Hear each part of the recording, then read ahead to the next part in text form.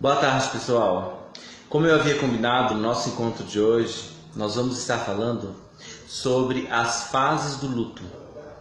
Na verdade, ela é vivenciada por todo e qualquer ser humano, mas é ponto de muito desconforto e contrariedade, e inabilidade vivenciada pelo dependente químico.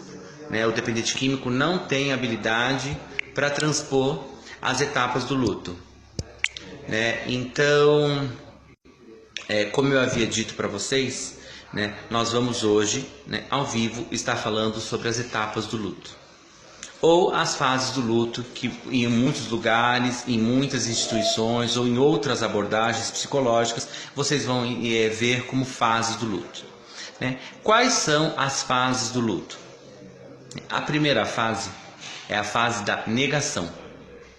Onde a pessoa realmente nega a realidade atual. Vamos pegar um exemplo da morte de um ente querido, a perda de uma pessoa a quem amamos muito.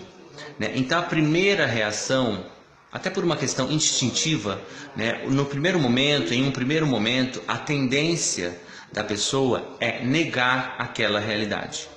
Por isso, o primeiro momento é o momento da negação. Onde a pessoa, onde o cidadão, onde o homem ou a mulher negam a verdadeira realidade. Então, no primeiro momento, o movimento utilizado é o movimento da negação. Então, a primeira etapa das fases do luto é a fase da negação. No segundo momento, o ser humano ele vivencia um sentimento de raiva, entrando aí na segunda fase. Então, é como se ele tivesse raiva daquela situação a qual ele está vivenciando. Raiva do presente, raiva da realidade atual, raiva dos fatos que estão sendo vivenciados por ele. Então, esse é o segundo momento. A segunda fase, que é a fase da raiva. Já num terceiro momento, o ser humano, o cidadão, ele vivencia a fase da dor, do desespero e da depressão, que compreendem o terceiro momento do luto, no caso a terceira fase. Então a terceira fase ela compreende a fase da dor, do desespero e da depressão, que é quando o homem ou a mulher, o ser humano, começam a realmente ter conhecimento e identificar de fato essa perda que estão vivenciando. Então aí eles se inserem num contexto de dor mesmo, dor emocional, e até mesmo através da psicossomatização, a própria dor física, vivenciando dor, desespero e até uma possível depressão. Já na quarta fase, num quarto momento, o ser humano ele vivencia o mecanismo da negociação. Como funciona a negociação? Na verdade, ele vai tentar consigo mesmo negociar aquela perda que ele vem vivenciando. Através de substituições, de contratransferência, colocando outros argumentos, outras ferramentas e outros motivos ali vivenciados, para estar, na verdade, negociando e tentando lidar com forma mais amena com aquela situação que ele vem vivenciando. Já no quinto e último momento, a melhor das fases, a mais plena das fases, é quando o ser humano acaba vivendo a chamada aceitação.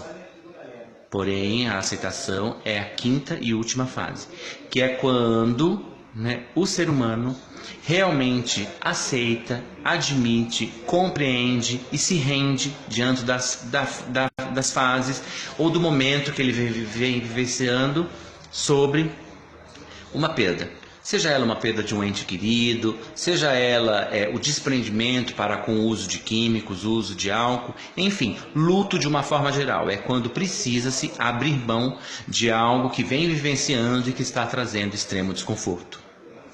Então, só para a gente rememorar, para a gente conseguir realmente armazenar essas informações, que estão sendo passadas, vamos recapitular, né, as fases do luto. A primeira fase é a fase da negação, onde o ser humano nega a realidade atual.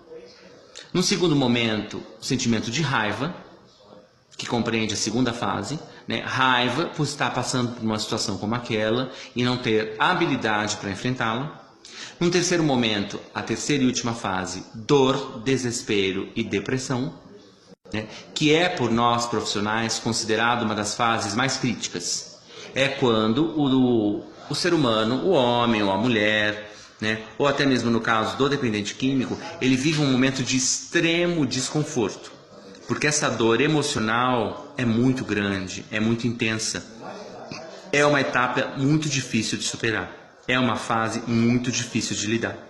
Por isso, muitas das pessoas acabam inserindo num contexto pleno de depressão, até mesmo profunda, correndo o risco, né, de atentar com a própria vida, né, com a chamada ideação suicida. Num quarto momento, o mecanismo, né, de negociação.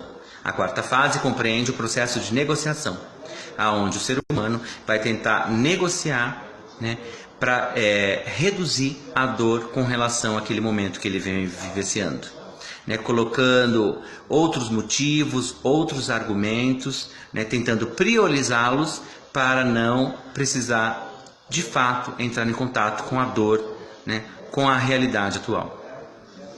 E após todas essas fases, as 4 fases, ele acaba chegando na quinta e última fase, que é o momento de aceitação plena, quando ele começa a identificar, a aceitar, a acatar e viver aquela realidade diante da perda que vem vivenciando. É preciso e importante ressaltar que o ser humano, ele vive, né, e ele passa por todas essas fases do luto de uma maneira muito plena. Porém, não se respeita um movimento cronológico, né? Em vias de fato, o que eu quero dizer é que as fases não são cumpridas de uma forma controlada, né? Primeira fase, segunda, terceira e assim por diante. Não. Né? O ser humano ele pode migrar de uma fase para outra a qualquer momento, em qualquer situação, diante do desconforto que ele vem vivenciando. Por exemplo, pode estar no movimento da negação e muito subsequente já entrar num contexto de raiva absoluta. Daí um pouco ele se percebe num movimento bastante doentio, patológico, inserido num contexto da depressão. E logo em seguida ele pode estar vivenciando o processo de negociação e tentando negociar outros argumentos, outros mecanismos para justificar o movimento e o momento de dor que ele vem vivenciando. Porém, a quinta e última fase é a fase da plenitude, é a fase do bem-estar, é a fase onde se encontra uma maior satisfação. Por quê? Porque diante da aceitação, né, esse é o último momento, a quinta fase, é quando o ser humano consegue lidar e aceitar de forma mais plena a dor e o desconforto de toda e qualquer perda. Volto a dizer, as fases elas não seguem uma ordem cronológica. Pode-se migrar de uma para outra, retornar da terceira para a primeira novamente, voltar a negar. Num segundo momento, pode-se estar vivendo raiva, ao invés de estar vivendo dor, desespero e depressão. Então, na verdade, não se segue uma ordem cronológica. Pula-se de uma fase para outra, né, até conseguir alcançar e enxergar a realidade atual, né, culminando no processo pleno de aceitação. Quando não há dúvidas da realidade presente, do momento que se está vivendo de desconforto, né, passa-se uma borracha por cima de tudo isso e acaba realmente vivenciando um momento de aceitação plena. Bom, pessoal, esse foi o meu encontro dessa tarde de sábado. A gente volta a se falar semana que vem. Um doce beijo para vocês e uma ótima noite de sábado. Fiquem todos com Deus.